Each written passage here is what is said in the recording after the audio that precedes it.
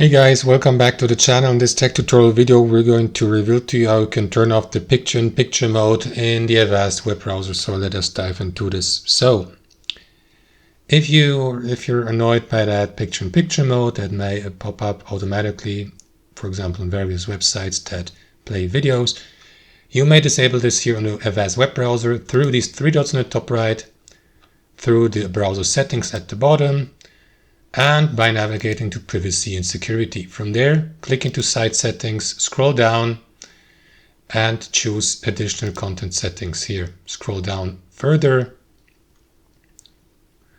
and click into additional permissions here and scroll further down and you will see the picture-in-picture mode. Let me just find it. There, automatic picture-in-picture, and select don't allow sites to enter picture-in-picture automatically.